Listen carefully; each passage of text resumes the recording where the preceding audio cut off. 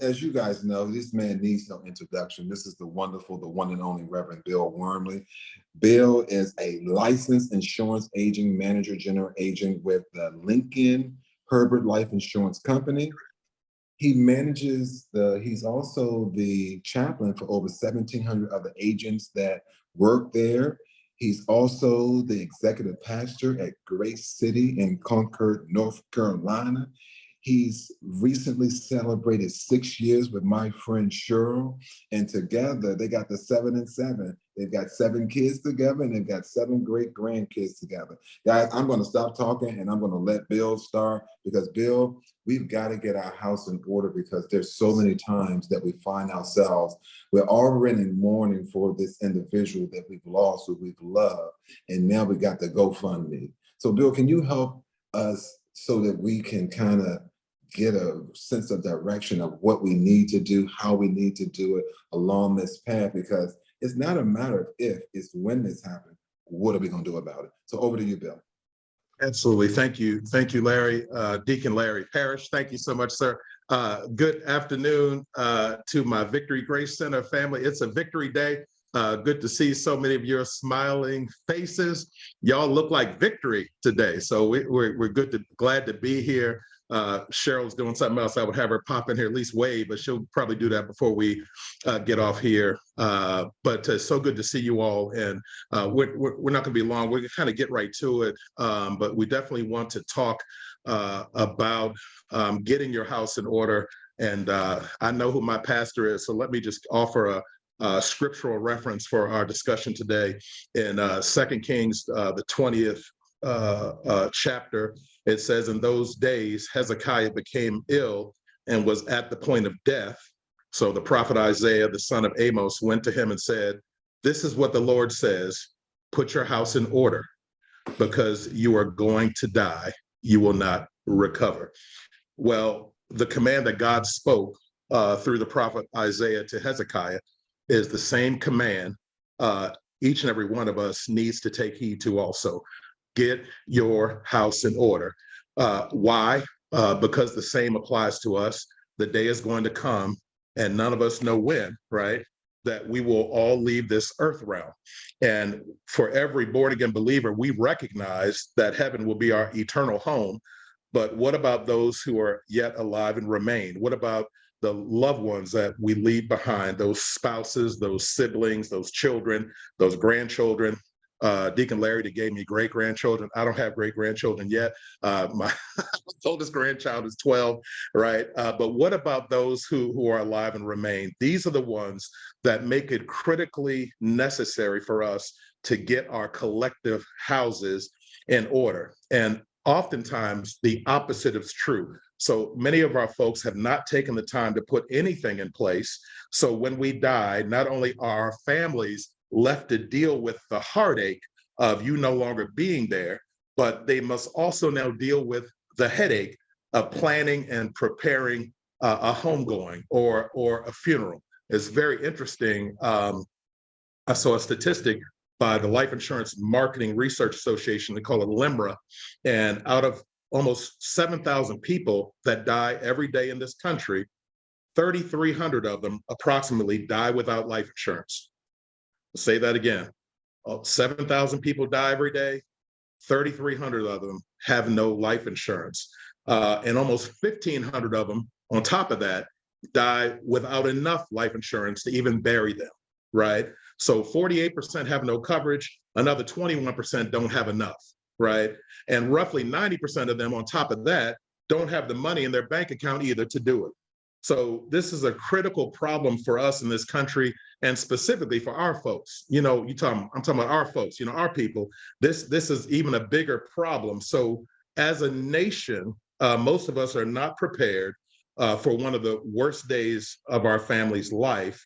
And so as a result of being unprepared, we set ourselves up to emotionally overspend, right?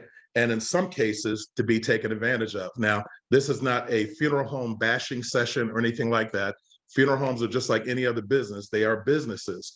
But sometimes we put ourselves in position to be taken advantage of because we are unprepared for what we know is going to happen.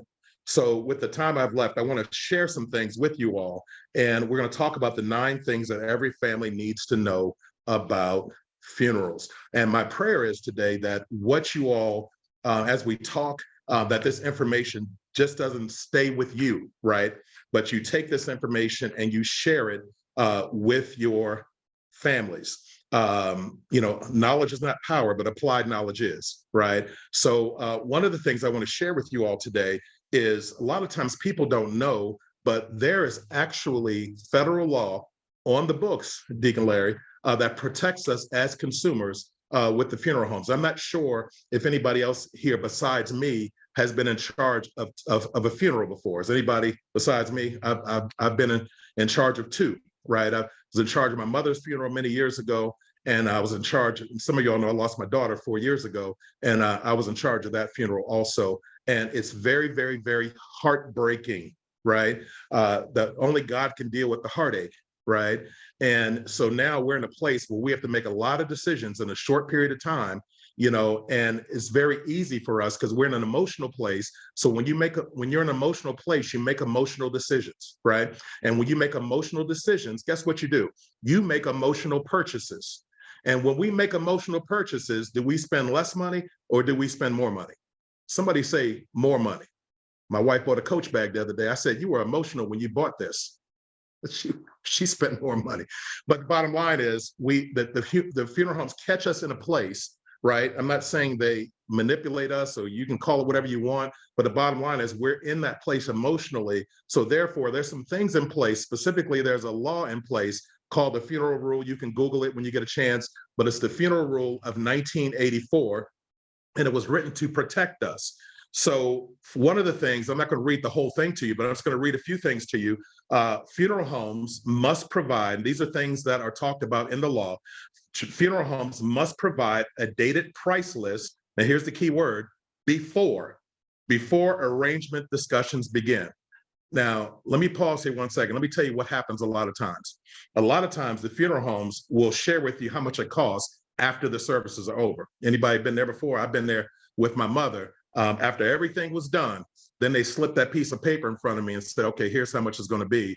And wouldn't you know it, it was almost exactly the same amount of life insurance my mother had, right? And this was 30 years ago. And my mother had $12,000 of life insurance 30 years ago. Funerals were not costing $12,000 back then. But isn't it crazy that her bill came up to $12,000? Isn't that something? But we didn't know ahead of time. So what this law is telling us is that the funeral homes must provide a dated price list before arrangements or discussions begin. Second thing is telephone, over the phone. A funeral home must give accurate prices regarding their general price list over the phone. So even if you were to call, if you call a funeral home tomorrow and you say, hey, I just want to know how much it's going to cost for this or how much it's going to cost for that, by law, guess what? They have to tell you, and they have to provide a general price list to you. Now here's the big one I want to share with y'all: the casket. So y'all know that if we're going to be earth buried, one of the biggest expenses is the casket. And also one of the greatest places that funeral homes make money on us is the casket, right? So here's what the law states. This is not what Reverend Bill states. Here's what the law states. A funeral home can't refuse a casket bought from an outside source or charge a handling fee. Okay, so what that means is we don't have to buy the casket from the funeral home. And if we decide not to buy the casket from the funeral home, guess what? They can't charge you any extra money because you didn't buy it from them. So let me give you a real life example of one of my clients who recently passed away. So his name was Curtis. So Curtis and Monica are my clients. Monica called me to let me know that Curtis had passed. So we called in the claim. We checked in with our support organization that supports the families. And Monica goes into the funeral home with her sister. I can't think of her sister's name now, but with her sister. And they pick out everything, make all the arrangements. That's what we do, right? We're going to go in, make arrangements. And we have a very short period of time, ladies and gentlemen, to make those arrangements and make those decisions. So we go in and they pick a beautiful casket for Curtis, right? Well, guess how much the funeral home was selling the casket for? They were selling the casket for $6,000. That's a lot of money, right? My first new car was $6,000. Like that, maybe that says how old I am anyway, but $6,000 they were charging for the casket. Well, here was the benefit. My client was connected to us, and we know what the federal law states. So what our organization, our support organization, Funeral Consumer Guardian Society, they went out and shopped everything on that itemization before they signed anything, because you don't have to be rushed to sign anything, right? You can shop around. You have the right to shop. So we went and shopped those services, and the exact same casket, manufacturer, model, color, everything. Instead of paying $6,000, guess how much my client paid for that casket? I will tell you, because it was a little over $1,900, and that included the shipping. So the shipping cost was over $200. So the casket itself was about $1,700. So that kind of shares with you how much the funeral homes are making just off the casket alone, right? So we were able to bring that down about $4,000, and then there were a couple other fees that they were overcharging Miss Monica. So the bottom line is we were able to bring the bill down like $4,800, right? So we've had many instances with my daughter, they brought the bill down for me over $3,200, but it all goes to what the federal law states, okay? And the federal law states that there's only certain services that we actually have to pay for with the funeral home. Let me tell y'all, down here in North Carolina, what I'll see, now these funerals, they don't look like us, right?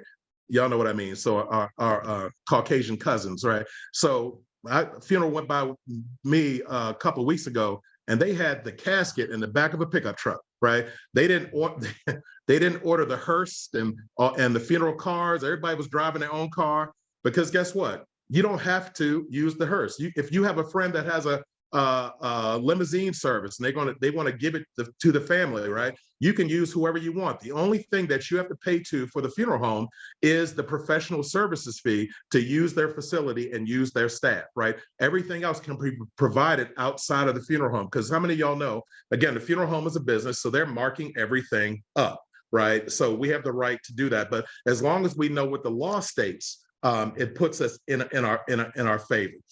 Number two, so we're gonna try to get through these 9 things really quick, so I'm watching the time. So number 2, funeral costs have been growing much faster than the overall consumer price index. So let me share something with y'all. And this is for the people who have insurance. Like some of us on here, I know you have insurance, but maybe you haven't looked at it in quite a while, okay? Let me tell you something. Life insurance is one of those things that never comes back down. The cost continues to rise, right? So, gas prices, we know, go up and down, right? Interest rates go up and down. Earlier this year, some of y'all were panicked, right? Because the egg prices went through the roof, right? Y'all remember that?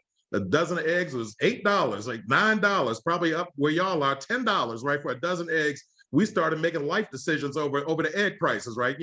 I normally eat a 3-egg omelet, but you know what? Today, I'm just going to boil one and save these 2 for later, right? Because egg prices are out of control, right? But here's the great thing. They came back down. Some of us are back to our 2 and 3-egg omelets. Life is good again, right? But funeral prices, ladies and gentlemen, do you know when COVID hit, funeral costs shot through the roof, right? Even for cremation and everything like that. And they have not come back down. And the bottom line, on a regular year, funeral prices and the cost of funerals and homegoings has gone up anywhere from 3.5% to 4.5% every single year, and they don't come back down. So I'm sharing this with everybody on here that if you have insurance, but you got it a long time ago, right? Maybe what you got then, you don't have enough for right now. All right. So I'm encouraging you all to go back, take a look, call your agent, what have you. You need an agent, certainly you can call me. But certainly if you have an agent already, feel free to call your agent and do a review in terms of you want to make sure that you have enough. Because if you're like me, you don't want to leave a burden on your children. You don't want to leave a burden on your spouse if you're married. You certainly don't want to leave a burden on your grandchildren or a burden on your family, right? So that's what we want to do. So I'm just encouraging you all to do that. Number 3, here it is. Number 3, this is going to help somebody. With no funeral plan to guide them, survivors can overspend by hundreds of dollars, in many instances, thousands of dollars. Just as I said before, it's a very emotional time. I can't even begin to describe to you. I pray nobody on here loses a child, or if you have, my prayers are with you, right? Because I experienced it. You are not ready, right? So if you don't have a plan in place, listen, part of setting your house in order is putting a plan in place. Okay. As a matter of fact, Deacon Larry, we have funeral planning guides, my final wishes guides, and let me know offline how many you need, right? And I'm going to send as many as you want to the church, and they're planning guides. So take the time to plan out what it is that you want. So, I know you're not planning on going nowhere anytime soon, right? But none of us know the day or the hour, right? None of us. Right. So do your family a favor and put a plan in place so they're not arguing, Miss Betty, over what your favorite color was. I done heard it all. There people fighting over, oh, no, she ain't like blue, she like purple. No, you can't sing that song. She want this song and all this kind of stuff. Listen, put your plan in place. It don't take that long, right? And then whatever your final wishes are, now it takes the pressure off the family of figuring out what you wanted. And it takes the fight away from the family because one child knows better than the other child, right? So in your own handwriting, you write out your final wishes in this little My Final Wishes booklet, which I got one of them right here. Y'all can't see it, I got the blur on. Okay, so number 4, shopping for the right funeral home could be the difference between paying $2,000 and $10,000 for the same services. Let me tell you something, there's a wide variation in these funeral homes out here in terms of what they charge for the same thing. So we have a little chart here, and it just shows what it costs for different services. And we have found that, for example, let's take embalming. Okay, embalming. So first of all, I don't know if y'all know this or not, but embalming is not required in the state of Maryland. So if somebody is going to be buried quickly, right, it's not going to be that long, your body can actually be refrigerated, right? And you don't have to pay for embalming unless it's going to be an extended period of time, right? But we have found, this is the range we found for embalming. One funeral home was charging as little as $400 for embalming. Another funeral home was charging $1,000 for embalming. Now, here's my question for you. What is the difference between a $400 embalming and a $1,000 embalming? Now, if you don't know the answer, I'm gonna tell you, $600. Right? That's the only difference between a $400. So again, having the ability to shop around will save you in the end. Now, let me tell you something. You're not going to have the emotional willpower and currency to shop during that difficult time. So we can share with you some services that will actually help you do that and that provide that family support during that time. Okay. But there's power in being able to shop around for different services because there's a wide variance in some of these funeral homes in terms of what they charge for the exact same service. Okay. Number 5. Final expense life insurance, also commonly called burial insurance, is one of the most efficient and trusted ways to pay for funeral expenses. So the benefits, when you're looking at final expense, it's all funded by a whole life insurance policy. Now, that's very important because whole life and term life are not the same. So now I'm speaking specifically to my folks, and these are my folks, the folks between 50 and 85, I'm in there, right? That's me, it's my people, right? Now, Reverend Brittany, you still got a little ways to go. But for my folk, right, it's very important for us to begin to incorporate permanent coverage in our portfolio, right? Because whole life coverage is permanent coverage, and therefore it's going to be with us our whole life. So if you have whole life and the Lord allows you to live to be 100 years old, guess what? That policy is going to be in place for your family. To be honest with you, I wish I had bought more whole life when I was younger. A lot of folks that don't look like us, some of my Hebrew brothers and sisters who I've known for years, they started buying whole life way back in the day when they were younger because they knew something, right? They knew that whole life, as long as you make the premium payment, that company has to pay out that policy. But y'all know with term life insurance, and there's a place for it because I have some term that's going to be expiring soon. I've had some term over the years, but term is going to run out. Do y'all know that almost 99% of all term policies don't pay out? Y'all might have heard me. Almost 99% of all term policies don't pay out. Well, how does that work? Well, these term insurance companies, they are going to make sure that there's a high likelihood that you're going to survive the policy, number one. That's why they ask you all those health questions, right? And not on top of that, they're going to say, well, have you been hang gliding? They're going to check your driving record. They go, listen, have you been rock climbing? They're gonna ask you all these things to look at your lifestyle, right? Because if your lifestyle shows that you're a little reckless, guess what they're gonna do? They're gonna turn you down because they want to make sure that there's a very high likelihood that you're gonna outlive that policy. Because if you outlive that policy, how much do they have to pay out? Somebody say not a thing. They don't have to pay out anything, right? So whole life, I'm encouraging you all, whole life, incorporate that. I'm not speaking that you shouldn't have term life, because term life is good when you're younger, because if you're in a household and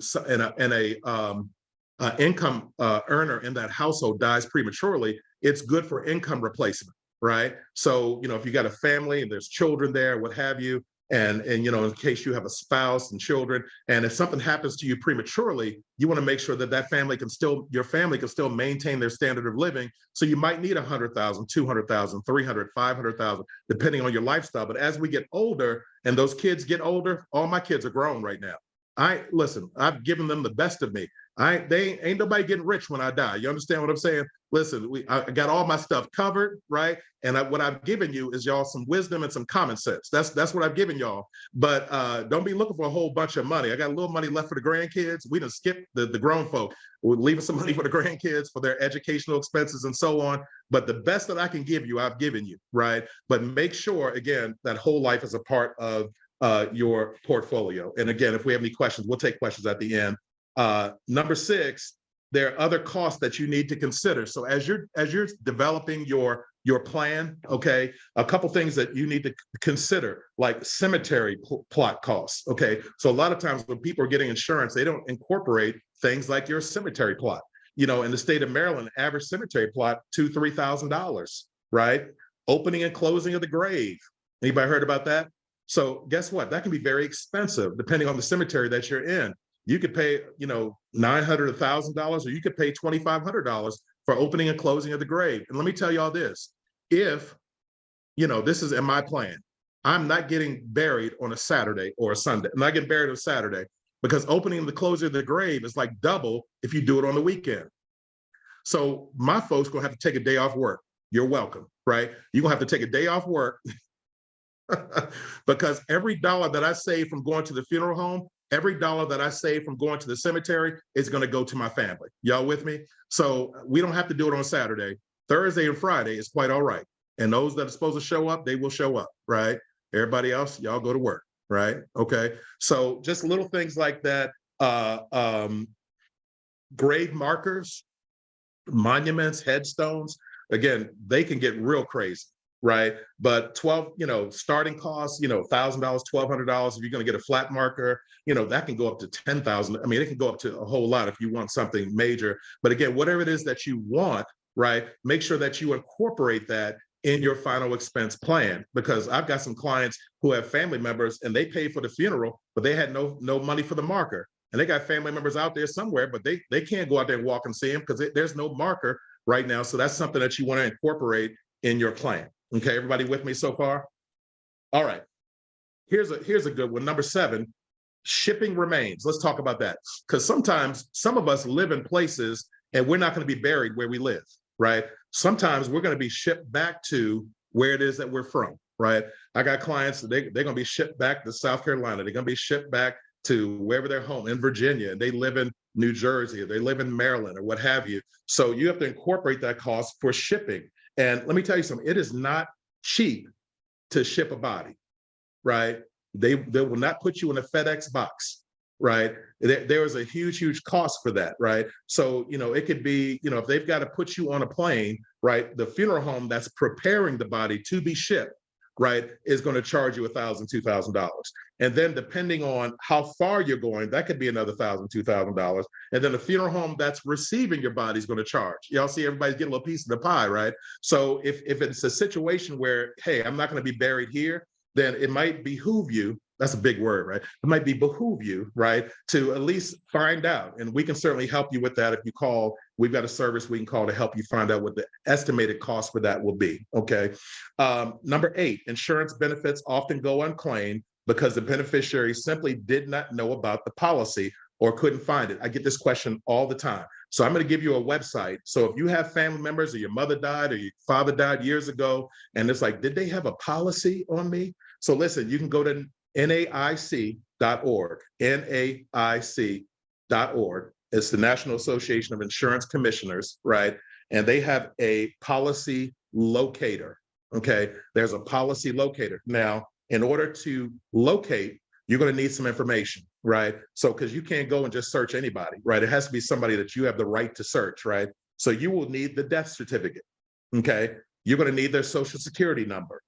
You're going to need their full name, not you call mama. No, you need the full name, right? You need the date of birth and you need their date of death, right? So the little homework for y'all, because I get that all the time, like, how can I find out if my mother had a policy? Well, you can go right to NAIC.org. You can search that, okay, as long as you have the proper information. And finally, number 9, your funeral funding will give those handling your final arrangements additional money to work with. There are always additional things that people didn't have in mind in terms of their funeral plan, even down to the cost of the repast.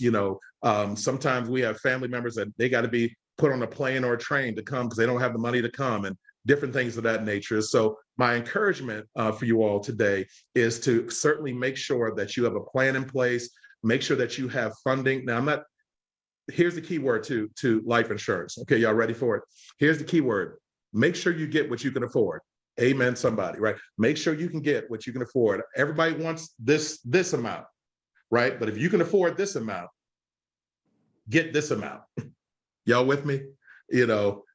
Money answereth all things, right? So if you want this amount, but your money is saying this amount, get this amount, because that's what you can afford. And what you can afford is what you're going to keep. And what you're going to keep is what's going to be here for your family. Does that make sense? So have your plan in place. So 3 things: get your planning in place, get your policy in place. And the third thing is this: make sure that you're taking time to talk to your family, okay? Whoever your beneficiaries are, what have you. Make sure that they know what's going on. Make sure they know what you put in place, okay? And make sure they know who to call when that time comes, right? Very, very important. So very easy stuff to do, but for whatever reason, we don't take a lot of time to do it, okay? So just a few things I wanted to share with y'all today. Wow. The company that I work with, they provide an additional service that others don't, and I'll just share it with you. We have a service called the Funeral Consumer Guardian Society. It's a free benefit for all of our clients. And what they do is they step in when our clients die. They step in and they help the family walk through that whole process with the funeral homes. That's what they did with Curtis, with Monica and her sister when Curtis passed, is they stepped in and they negotiated on behalf of the family to make sure that the family is not taken advantage of. So if anybody wants to know more information about that, certainly you can reach out to me. I can post my number on the chat. Well, y'all got my number. But I'm gonna pause right there, Larry. I just want to go through some stuff, and then more importantly, there's probably some questions. Bill, that was phenomenal. I took copious notes. I mean, just talking about the whole life and the term life, I'm dealing with that right now because I'm 56. So when I was much younger, I could get this huge policy, but now that age time is shrinking, I'm now 56. I just did my whole life now, because when my agent called me, he was like, you need to do this to make sure Madison has this in case this happens. So you really, really got to get your house in order. I love, Bill, what you shared about the 9 things. If you could send that to me, because people are asking me for that. And the planning guide, is that by email or is it a package? I can do either. So I can email it. What I would recommend is go old school and get it like Cheryl and I, we filled out our booklets. And what I did with the booklet, let me see if I can take this blur off the background because I'm just in a conference room. Let me see if I can do this so y'all can see it. Okay. Can y'all see me better now? So here's what it looks like. My final wish is organized, right? Okay, I like that. So we took the booklet, filled out our booklet, and then we slide it in to our policy. So this is with our policy, okay? The 9 things that we all need to know, it's on the other side of the book. So when I send it out, I'll send out, and you'll have both, okay? And one thing I want to share too, Larry, for those of you all all of us got family members, and I'm telling you, we all got family members. And even if you are prepared and you got all your stuff together and your house is in order, I guarantee you got family members who don't have it in order. Because we get calls every week from, oh, Bill, you're not going to believe my brother passed. I thought he had it all together. He don't have no life insurance, right? So what I'm encouraging you, let me know. I can send out 100 of these. I can send out as many as you want, and Okay. then I'll just get the address and I'll send it to you so everybody can have it. Perfect. Thank you so much, Bill. Well, let's open it up for questions, Bill. This has been really, really good. Everybody's saying, I want the book, I want the book, I want the book, Bill. So I'm sure whatever you send me, it will go to great use. So I think we got some questions in the chat. Reverend Brittany, can you see in the chat? Do we have any questions out there? Yes, Sister Betty Hoskins asked, can you transfer a term to a life policy? Great question, Sister Betty. And I'm going to, here's my answer. It depends. Okay. And what way I say that, because every company is not the same. And what you have to do is check your policy to see if you have a convertibility provision in the policy. Okay. So you want to find out if that policy is convertible, and they'll allow you to convert it from term life to whole life. I'm going to tell you that all companies don't allow convertible options on their term life. You know, they don't want you to convert it. So, but ask them, is this policy convertible? Great question. I hope that answered that. Yeah, thank you. Thank you, Reverend Bill. I see my man, Rick Loper's hand is up. I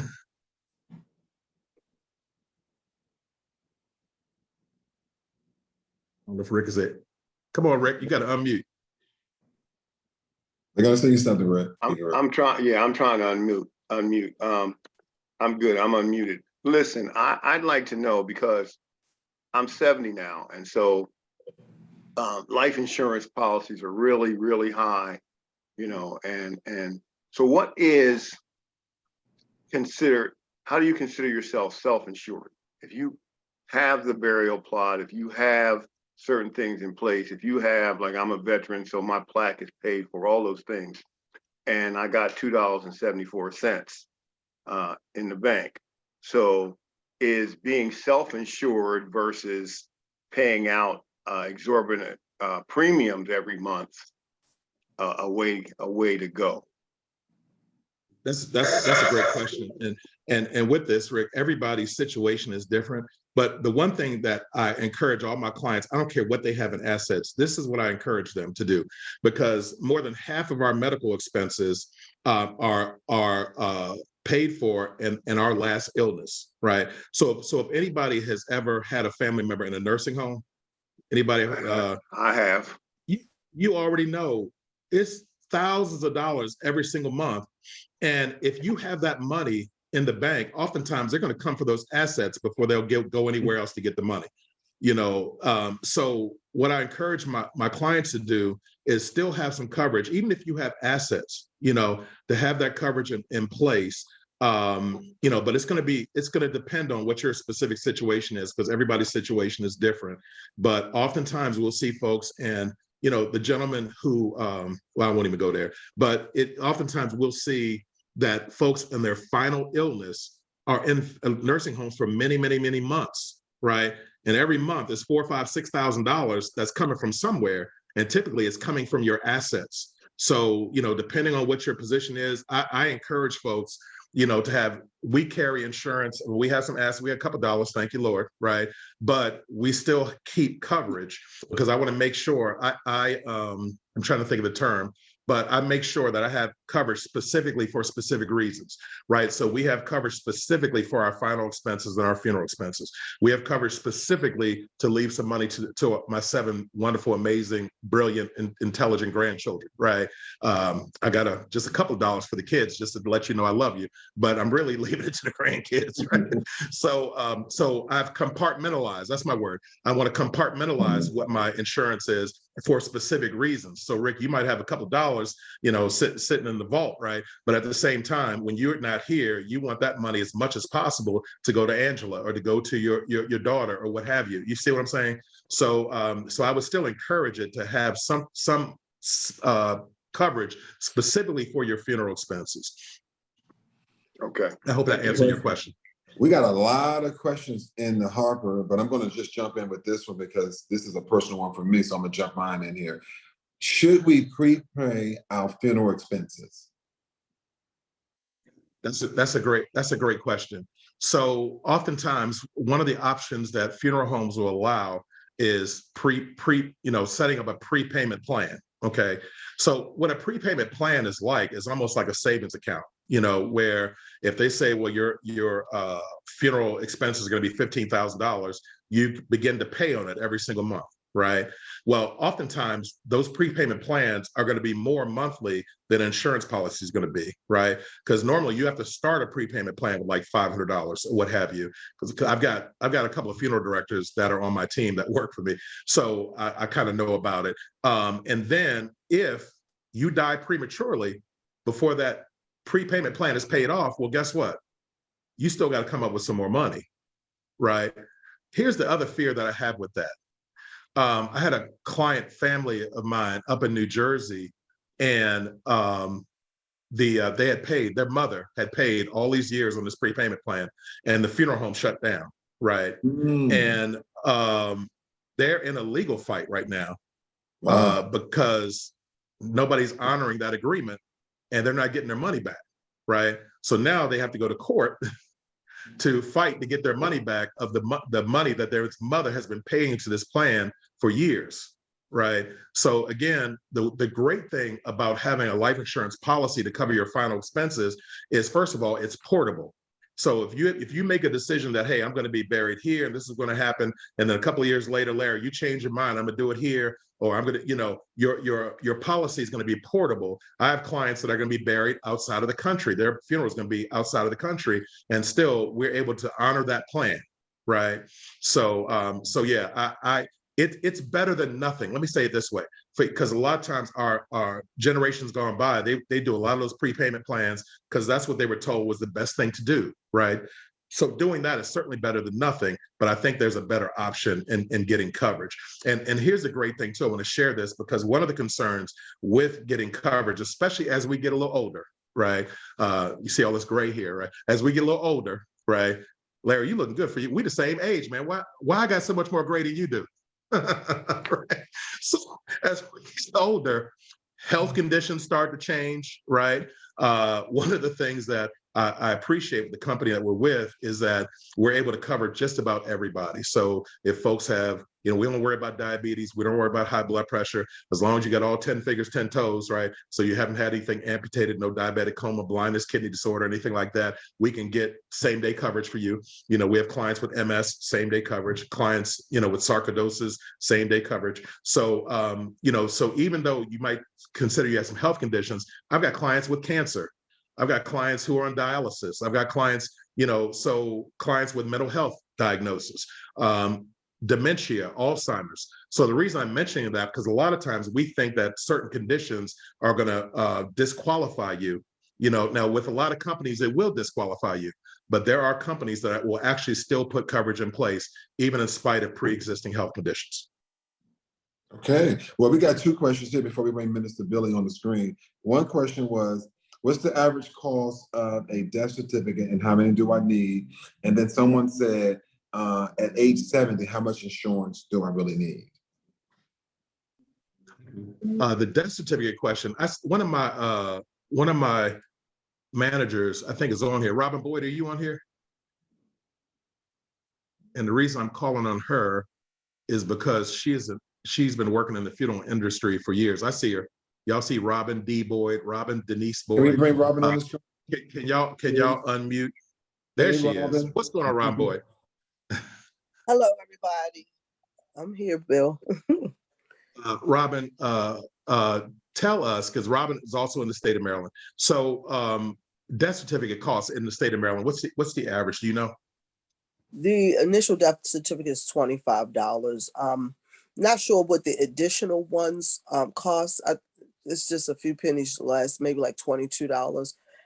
In terms of how many death certificates you need, it depends on who you're going to have to give them to. Some banks, they only want an original death certificate, but you have some other companies that will just take a copy of the death certificate, so you won't need the original. So basically, I would advise individuals to have their accounts, whoever they're going to need a death certificate for, know who they are, and if they will require an original death certificate. It is not my recommendation that because you have 10 accounts, you go and purchase 10 death certificates, because you probably won't need to.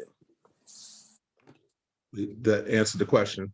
Robin, you stay here with us. Any funeral related questions, Robin can definitely answer. She's been working she works at an amazing funeral home, by the way, but she can answer those questions.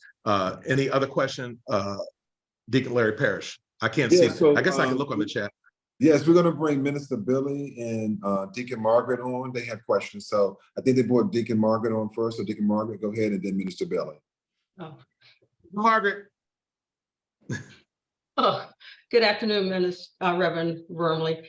Couple of questions, and I know not to dispute what you said about the funeral home. I just went with a walk through one of my neighbors who brought an insurance policy for the grave in a cemetery in 1988. So when her husband passed, she had to pay absolutely nothing. So that was a good thing for her.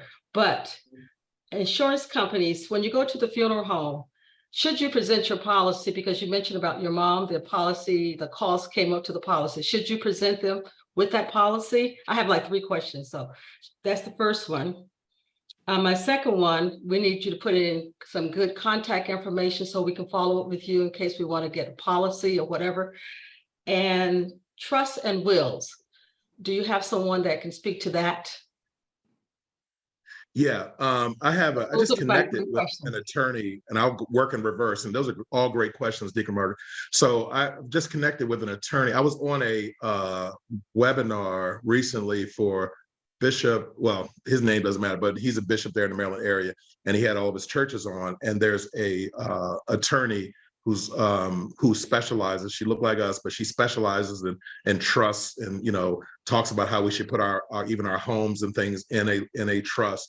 And I can get that. So if you reach out to me, I can get you her contact information in that regard. And Deacon Margaret, tell me your that second question, because I'm 56 too, Larry, and I just totally tell me what the second question was. The second question was, give us valid contact information for you. Okay, I just put I'm mine. not sure where we can reach you. It's not in the chat. It's not in the chat. Yeah. And Yeah, also, should you present your insurance policy to the funeral home when you go in to negotiate? And I'll let Robin comment on this too, as a person in the funeral home, but the answer is no. So you don't have to present your policy, okay? Now, however, let me say this to you. Do you think they're going to ask you for it? Absolutely. Oh yeah, they're going to ask you for it. It's just not out of a courtesy. How do you get around that? That's what I'm saying. How do you go in and talk with them without letting them know how much you're holding? Because 9 times out of 10, like you said, if you go into that vulnerable state, you're going to expose your hand unless you have pre-planned. Robin has her Baptist finger up. Come on, Robin. Can y'all unmute Robin? Okay. Now, this is the reason why Reverend Bill is doing what he's doing. We want everybody to pre-plan their funeral arrangements. And that's one of the great things that our company allows individuals to do without a cost. In regards to taking the policy to the funeral home, well, absolutely, the funeral home needs the policy information. That's the only way that they're going to be able to receive any funds. But if we would take the necessary steps to pre-plan, pre-arrange, know the things that we want, and know what our rights are as a consumer, it will keep us from emotionally spending. Because not all funeral homes we know are reputable. Some of them know that you have $30,000 life insurance policy where they're going to try to figure out how to spend at least $25,999 of it, just so you can have a little bit of change going back home. However, what's needed at the time when you're doing funeral arrangements is the verification of the policy. The funeral director has to know if the policy is in good standing. They don't have to know the amount of the policy. So if the individual would just give the funeral director the policy number, the funeral director can call the insurance company. The insurance company most cases will not tell the funeral director the dollar amount, but they will, however, let them know if the policy is in good standing, and the funeral director then will find out if they will take an assignment on the policy. And what an assignment is, it's an irrevocable assignment.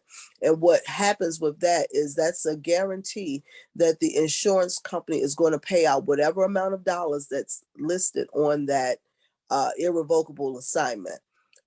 Most cases is going to have to go through a third-party funeral funding company, which will cost the families a little more money, because it's a loan, is essentially. The funeral funding company will lend the family the money by way of the funeral director.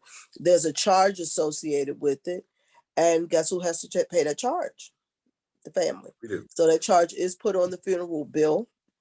And what we have found with the program that we have, our families don't have to go through all of those things. Our company, they do assignments themselves, and they do them for free. So those are things that our clients that have Lincoln policy with Lincoln Heritage Life Insurance Company, they don't have to go through all of that. And in a lot of cases, they have other life insurance policies as well. And what our families are, what our company does for the families, even those other policies that they have, they will help, they will assist in that as well, with using, or not, if not using, but retrieving those funds from those other insurance carriers. And Deacon Margaret, I hope I answered your question. You did. Thank you so much. Thanks, Deacon Margaret. Great question. Can we bring Minister Billy on the screen? Unless she's been waiting patiently. They're going to send them so you can unmute. Hello, greetings, everyone. It's a victory day. Jesus is high and lifted up. I have a few questions. Make them brief. Okay. One, my mom passed away, and we had to bear the burden of burying, of her cremation, because she had insurance, but she was dropped from her insurance because she got sick and she became uninsurable. So my question is, what do you do, or how can you attempt to get insurance when you've been deemed uninsurable, as my mother was? How do you get insurance? Well, here's the thing. All companies are not the same, right? So there's a reason why we're connected with the company that we're connected with, because 98.8% of all of our applications are approved as applied for, right? And that's a statistic from our, so we have plenty of folks who, some companies will say they're uninsured, uninsurable, excuse me, and we're still able to put coverage in place for them, right? So go ahead. Because she had ESRD, and she did dialysis 3 times a week, and she became, and like I said, her insurance dropped her like a hot potato. And then when she passed away, we had to, me and my sister had to bear the burden of, paying for her to get cremated. So that was hard. And then secondly, when my sister passed, my sister also had died from complications from ESRD.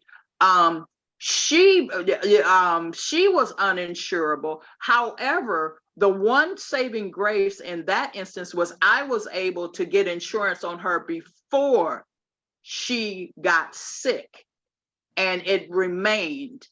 So that was a plus.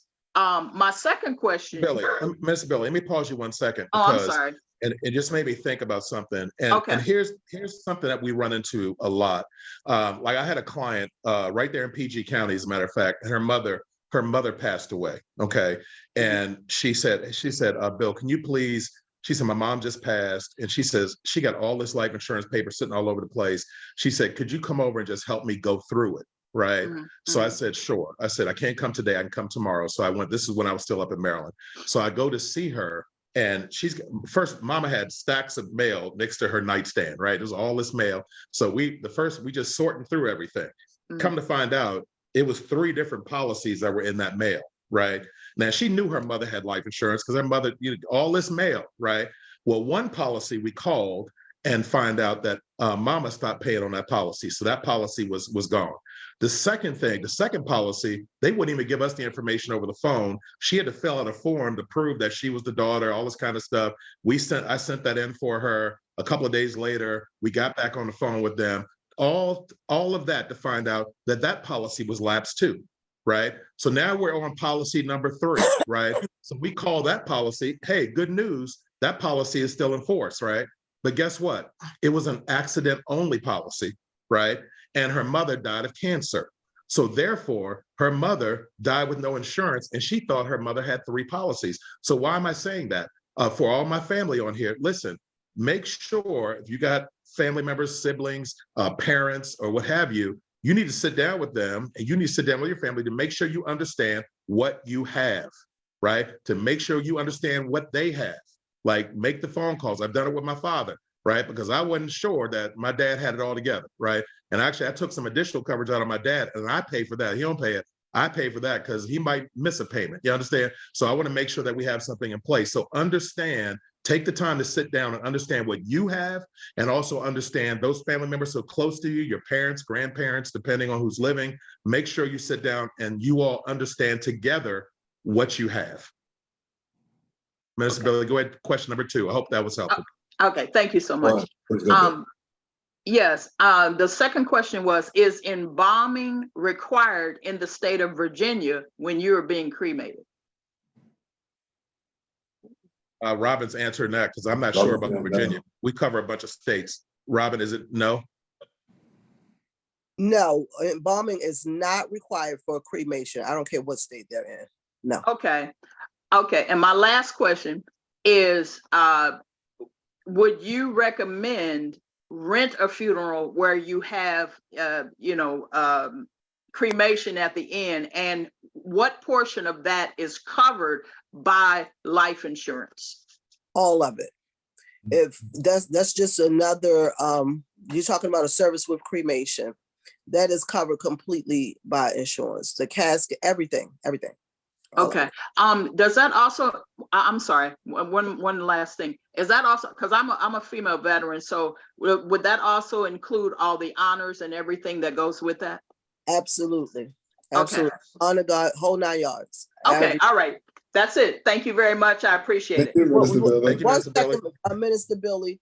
Yes, ma'am. That when you mentioned about your mom and about your sister, one of the things with Lincoln Heritage Life Insurance Company is this: if you develop an illness, they're not going to drop your policy. Everything is based upon the date that you sign the application. So if you didn't have these illnesses at the date that you signed the application, that policy will remain in force until, as long as the premiums are paid, it'll remain in force until you no longer need it.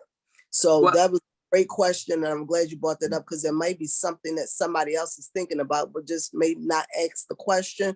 You cannot be dropped because of your age or your health. Well, just let me interject one thing, please. Ma'am, this is in the state of Illinois. It's not in the DMV area. But my mom was dropped, and there was not absolutely, when she passed, like I said, there was nothing we could do about it. And we had to pay out of pocket.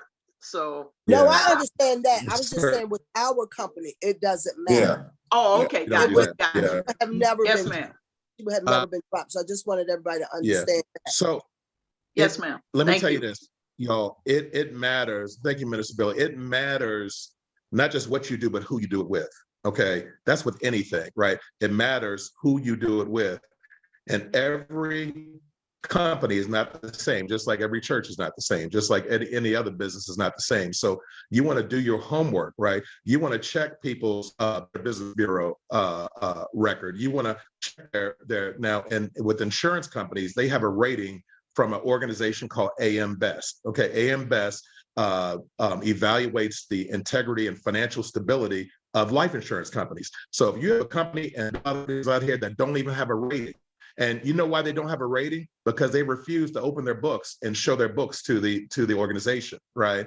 So check people's credentials, right? Because every company is not the same. Ms. Vanetta asked a question, and Ms. Glodine, we're gonna come to you, but this is a real easy one, so I can answer this. I just opened up the chat. So it said, is there an age cutoff for insurance? Okay, that's a great question. So every company does have an age cutoff in terms of when you can, how long you can issue the policy, up to what age, right? So our company, we can issue coverage up until the age of, if you're 85 or younger, we can still issue coverage, okay? As soon as you turn 86, we got to come up with a plan B, right? That's probably a savings plan or something like that. So, but if you're 85 or younger, 85 years young or younger, you can still get coverage. Okay, so I just wanted to answer that question really quick. Ms. Glodine, good to see you. So Bill, we're up on the hour, so we're gonna make Ms. Glodine our last question. We're gonna bring you back again because this has been phenomenal. But Robin, I'm gonna ask you if you don't mind putting the funeral home that you work in the chat, because people are asking for that. Bill, we've got your information in there. And then everyone, if you're coming out to the VIP service on November the 5th, I'll have the books, and we're gonna make sure you guys get first dibs on it. The people that actually stayed and listen to the V Talk, you will get first dibs on the book. And then Deacon Antoinette's going to mail those people who were on, but you're out of state, you won't be here for the VIP. So we will ensure that we get the books out on November the 5th, and we're going to make sure that the people that have stayed and saw the V Talk, you will have first dibs on them. All right, Ms. Larry, you can bring us home with the last question. I think y'all answered my question, because in my family, all us are scattered in different states. And different states do have different rules on funerals and stuff. And my mother had paid for hers. The only thing she didn't pay for was the open and closing of the casket. And I was wondering, I have a son that's autistic, adult son.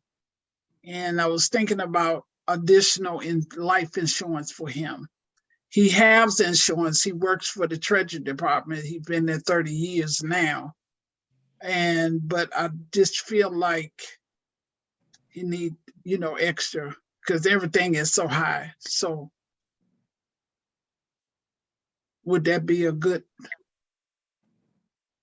Yeah, you can get coverage as long as you have insurable interest. So in this case, it's your son, right?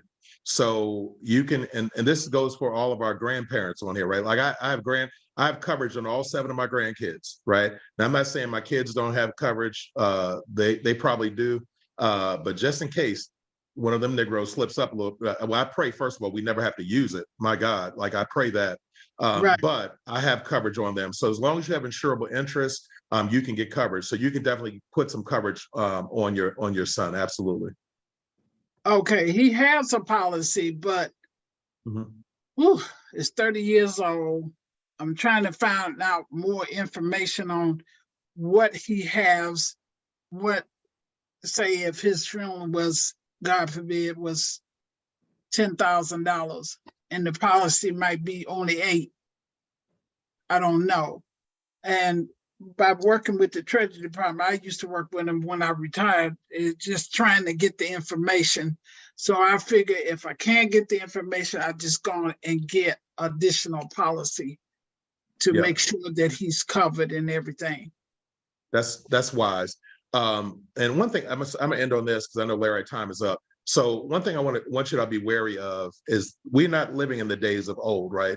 There was a time years and years and years ago where people would go to companies and they stayed there for 30 years. Of course, some of us got parents and grandparents did the same thing. They worked down at the plant for 40 years and they would have insurance through those organizations. In this day and age, when you leave that company, right, guess what? Your benefits, most of the time, they leave too, right?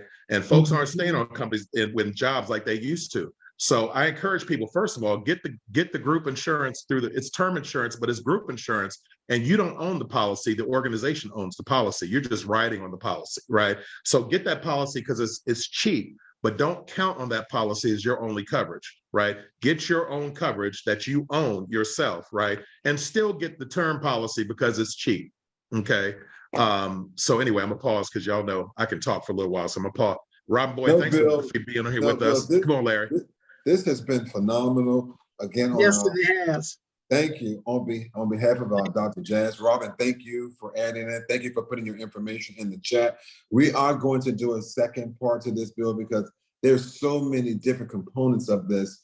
And one of the things that Dr. Jazz has stated, she wants to ensure that everybody has their house in order. We don't know what's happening in other churches, but we know what's happening right here in VGC. And we want to make sure that everybody has the tools that they need to make sure that they can get their house in order. So again, thank you, Robin. Thank you so much, my brother Bill. And we will be in touch very soon. Team, the books are coming. Like I said, if you're at the service on November the 5th, you'll get it in your hand.